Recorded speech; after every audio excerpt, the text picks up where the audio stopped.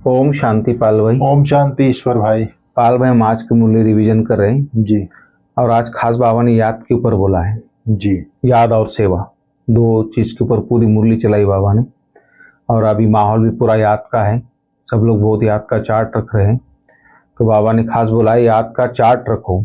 जितना याद में रहने की आदत पड़ेगी उतना पाप कटते जाएंगे, जी तो कर्मातीत अवस्था समीप आती जाएगी। इसके ऊपर बच्चों से कई बार बाबा ने पूछते कितने घंटे याद में रहते, तो कोई बोलता 1 घंटा। तो बोलता 1 घंटे में कुछ होने वाला नहीं है। इसलिए कम से कम 4 घंटा जो बाबा ने बोला है, वैसे 8 घंटा बोला है, लेकिन 4 घंटा बैठ के तो याद होनी चाहिए। इसलिए बाबा ने आज याद की चार्ट के ऊपर बोला है। पाल भाई थोड़ा डिटेल बताएंगे इसके ऊपर आप। ओम शांति ईश्वर भाई। ओम शांति। आज 16 जनवरी 2025 है जी आज बाबा ने बोला याद का चार्ट रखो जी, क्योंकि याद में रहने से ही हमारे विकर्म विनाश होते हैं। जितना ज्यादा याद में रहेंगे उतना विकर्म विनाश होगा जी। और याद का अगर कोई भी चीज होती है उसका आप दिनचर्या बनाते हैं, चार्ट रखते हैं, तो अटेंशन रहता है जी। तो फिर जैसे हमारी दिनचर्या बनी हुई है, अमृत वेला, मुरली क्लास के पहले योग, फिर ट्रैफिक कंट्रोल का बना हुआ है, फिर हर घंटे का बना हुआ है। तो आप चार्ट रखते हैं तो अटेंशन जाता है। बराबर। अगर एक बार भी 1 घंटे वाला मिस हो गया तो आपको चार्ट लिखते समय अटेंशन जाएगा, फिर अगले घंटे के लिए अटेंशन रहेगा।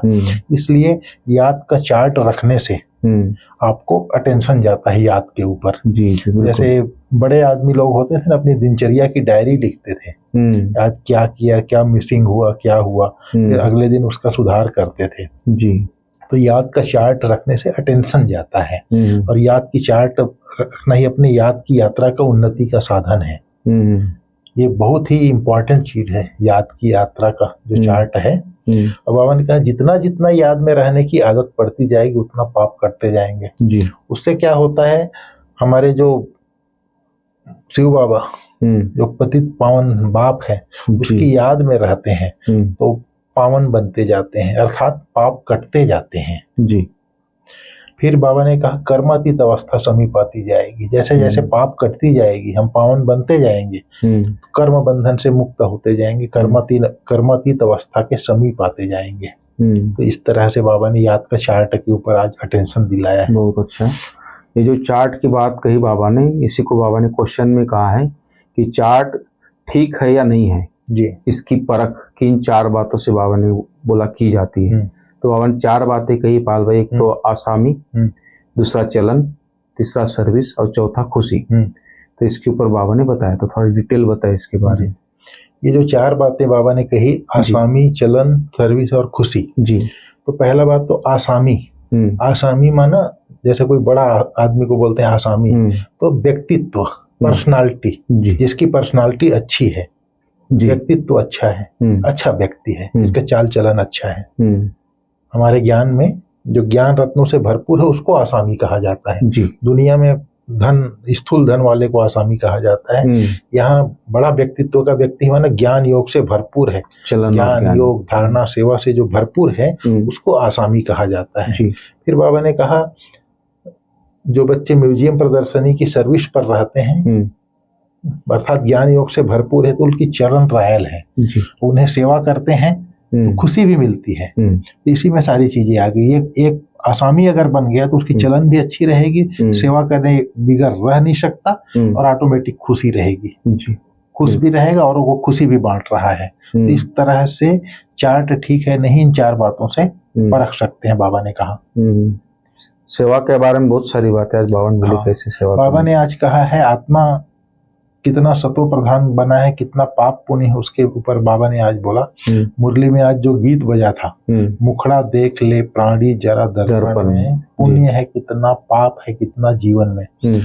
तो बाबा ने कहा कितना पुण्य जमा है, आत्मा को सतो प्रधान बनने में कितना समय है, यह अपने आप को जानना चाहिए, अपने अंदर जानना चाहिए कि कितने पाप हमारे बचे हुए हैं, कितना पुण्य जमा है, आत्मा कितना सतो प्रधान बना है, सतो प्रधान बनने में कितना समय लगेगा, अभी कितने तक पावन बने हैं, यह समझ तो सकते हैं ना। चार्ट में कोई लिखते हैं हम 2 घंटा 3 घंटा याद में रहते हैं, कोई लिखते हैं 1 घंटा, तो बाबा बोलते हैं यह तो बहुत कम है।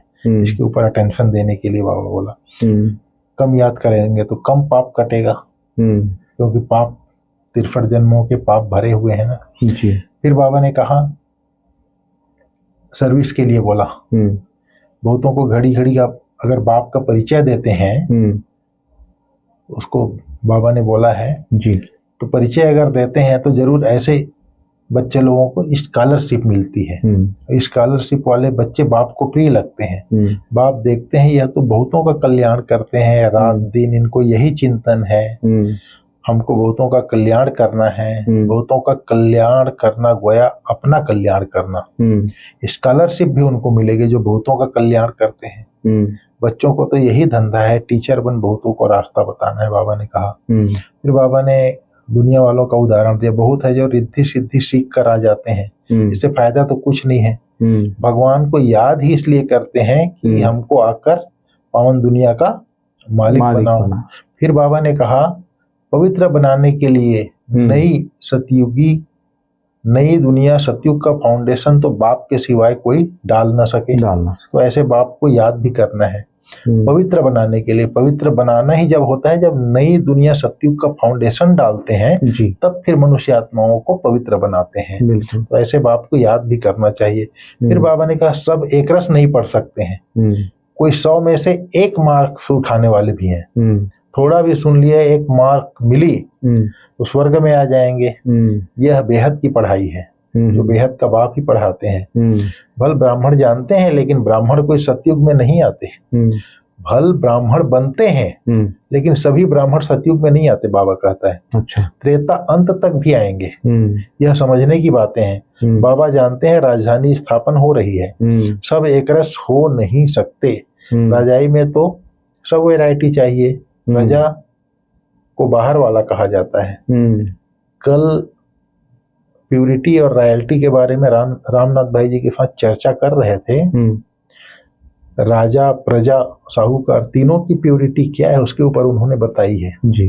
कल एक जो मुरलियों से चले अव्यक्त मुरलियों से, अव्यक्त मुरलियों से, उसमें उन्होंने बहुत अच्छा बताया। बहुत अच्छा था। हाँ, मैंने सुना। फिर बाबा ने कहा जब दुखी हो जाते हैं तब बाप आकर सुख का वर्षा देते हैं। बाप ने तुम्हारी बुद्धि कितनी खोल दी है। मनुष्य कह देते हैं साहूकारों के लिए स्वर्ग यहाँ ही है, गरीब नरक में है। तुम यथार्थ रीति जानते हो स्वर्ग किसको कहा जाता है। सतयुग में थोड़ी ही कोई रहम दिल कह बुलाएंगे, यहाँ बुलाते हैं। रहम करो, लिबरेट करो। बाप ही सबको शांति धाम सुख धाम में ले जाते हैं। फिर बाबा ने कहा तुम यहाँ आते ही हो नर से नारायण बनने। कहते हैं बाबा हम तो स्वर्ग की बादशाही लेंगे। सत्यनारायण की सच्ची कथा सुनने आए हैं। बाबा कहते हैं अच्छा तेरे मुख में गुलाब जामुन। सब लक्ष्मी नारायण तो बनेंगे नहीं, क्योंकि ये राजधानी स्थापन हो रही है जी। जो बच्चे अपनी कुछ न कुछ उन्नति करते हैं तो चढ़ जाते हैं, सरेंडर होते ही गरीब हैं। देह सहित और कोई भी याद न रहे, यह बहुत बड़ी मंजिल है। बिल्कुल। फिर बाबा ने कहा मेरे बच्चे उत्तम मध्यम कनिष्ठ हैं। दूसरे कोई आते हैं तो भी समझते हैं यह पतित दुनिया के हैं। फिर भी यज्ञ की सर्विस करते हैं तो उसको भी रिगार्ड देना पड़ता है जी। बिल्कुल। बाबा ने कहा बाप युक्तिबाज है, नहीं तो यह tower of silence holiest of Holi tower है। जहाँ होलीएस्ट ऑफ होली बाप सारे विश्व को बैठ होली बनाते हैं, यहाँ कोई पतित आ न सके। परंतु बाप कहते हैं मैं आया ही हूँ सभी पतितों को पावन बनाने। बाप से मिलने के लिए मतलब सेंटरों में आ सकते हैं, जो पतित है वही तो आकर के पावन बनेंगे, लेकिन नियम धारणा जो पूरा करता है 1 साल ब्रह्मचर्य व्रत का पालन करता है वही फिर बाबा से मिलने आता है। इसको बाबा कहता है यहाँ कोई पतित आ न सके। परंतु बाप कहते हैं मैं आया ही हूँ सभी पतितों को पावन बनाने। इस खेल में मेरा भी पार्ट है। बिल्कुल। ये जो पतित दुनिया पावन बन रही है उसमें बाबा कहता है इस खेल में मेरा भी पार्ट है। तो इस तरह से आज बाबा ने कहा ये सारी बातें हैं जी। तो फिर बाबा ने यही सब बातें कही, स्कॉलरशिप का, बहुतों का कल्याण करना है, बाप का प्रिय बनना है, टीचर बन बहुतों को रास्ता बताना है। हिसाब किताब की बातें थी। हाँ, क्योंकि याद में रहकर हिसाब किताब भी चुकता करना है। हाँ, आत्मा को सतो प्रधान बनाना है, स्कॉलरशिप लेना है। तो सब याद के चार्ट में ही आ गया सारा। जी जी, तो बहुत अच्छा है पाल भाई। आज वरदान भी बहुत अच्छा है, कल से कनेक्टेड वरदान है। कल भी फरिश्ता का कैसे बने, उसके ऊपर था कैसे बना, फरिश्ता सब किनारे छोड़ देते हैं, मना न्यारे प्यारे हो जाते हैं। फरिश्ता जीवन की मंजिल। हाँ मंजिल। और आज बाबा ने बोला है कि अपने फरिश्ते स्वरूप द्वारा सर्व को वर्षे का अधिकार दिलाने वाली आकर्षण मूर्त हो, आज खास बाबा ने बोला है।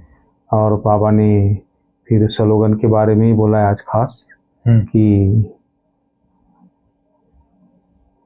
औरों को मन मना, स्लोगन में है औरों के मन को भावों को जानने के लिए सदा मन मना भाव की स्मृति रहे जी। इस स्लोगन के लिए खास बाबा ने बोला। तो आज बाबा ने कहा फरिश्ता स्वरूप जैसे बोला है ना जी, तो बाबा ने कहा आज फरिश्ता स्वरूप की चमकीली ड्रेस धारण करो जी, जो दूर दूर तक आत्माओं को अपनी तरफ आकर्षित करे। क्योंकि चमकीली ड्रेस, जैसी मनोस्थिति होती है वैसा दूसरों को दिखाई देता है। चमकीली ड्रेस बाबा ने किस दिशा में बताया वैसे?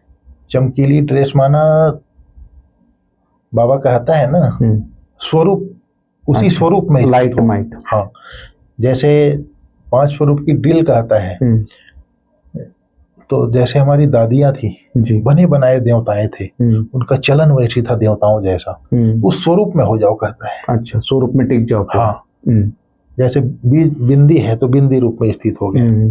जैसे मैं सतयुग में देवता थी, बाबा मुझे ऐसा बना रहे हैं तो उसी स्वरूप में कब ड्रेस पहन लो जी, सतयुगी देवता का। इष्ट देव हो तो इष्ट देवता का कवर पहन लो, फरिश्ता हो तो फरिश्ता का कवर चढ़ा लो जी, ये चीज बाबा कहता है। अच्छा, तो बाबा ने कहा फरिश्ते स्वरूप की ऐसी चमकीली ड्रेस धारण कर लो तो दूर दूर तक आत्माओं को अपनी तरफ आकर्षित करे।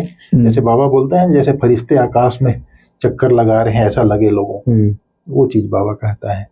तो दूर दूर तक आकर्षित करे अपनी तरफ, सर्व को भिखारीपन से छुड़ाए वर्षे का अधिकारी बना दे जी। इसके लिए ज्ञान मूर्त, याद मूर्त, सर्व दिव्य गुण मूर्त, अर्थात मूर्त माना स्वरूप।